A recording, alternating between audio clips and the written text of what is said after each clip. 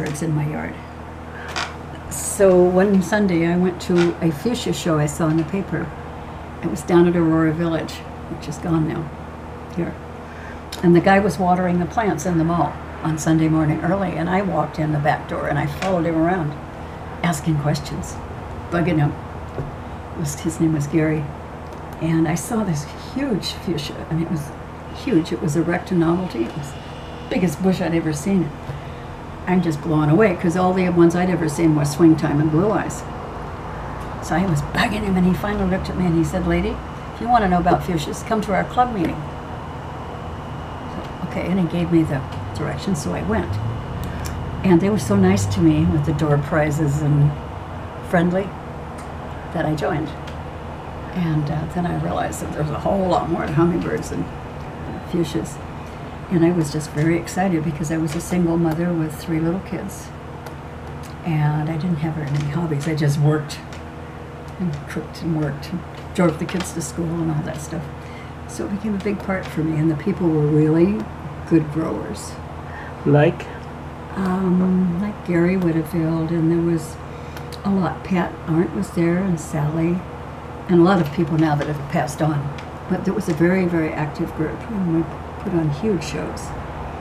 And the shows were held at Everett Mall, which was loud at first. And then we moved it a couple of times.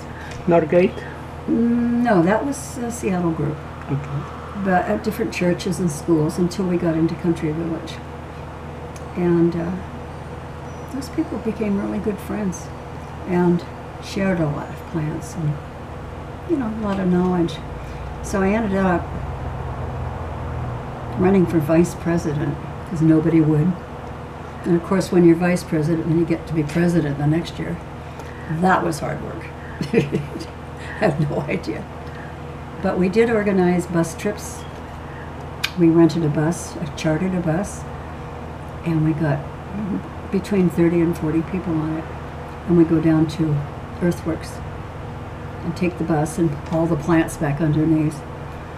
And we took a bus to the annual meeting one year. And what else did we do? A lot of different things. Oh yeah, we always had a garage sale at Dorothy Day's house over there by that school on 200th. It was very successful. It was a garage sale. It was about 2 weeks after the spring show, or spring sale. So we had lots of plants to sell. And the mothers from that grade school would come over to buy. We'd do $800 on the weekend. Yeah, it was a very lucrative. But I don't think nowadays most of our members, they're more working people. They wouldn't have the time. And what else did we do? Just a lot of, at the potluck. No, we didn't do potlucks except at Christmas. We did our Christmas party that way, and we met at Wandering Creek Mobile Park, because one of our members had a place there. Huge big clubhouse with a lake. It was beautiful. And we had pretty awesome parties. Picnics? Some? Picnics.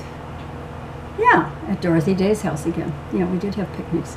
We'd put up tents. And again, it was a potluck.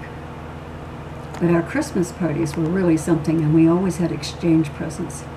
And they were all fuchsia related and really fun. Of course, you got to meet the spouses of the people.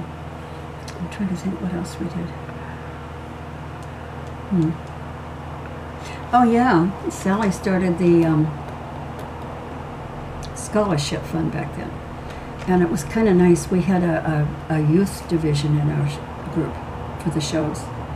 Like my grandkids. And quite a few of them had kids or grandkids. And so we would have 4 or 5 exhibits for kids. And that was a really good way to let them know about fuchsias. And then same way with the scholarship fund, you know. I always tried to get a speaker from Edmonds Community College, from the horticulture department, and he would explain what their department had to offer. So it kind of fit in with our scholarship, where our money went. It was hard to get them though, they'd stand us up a lot.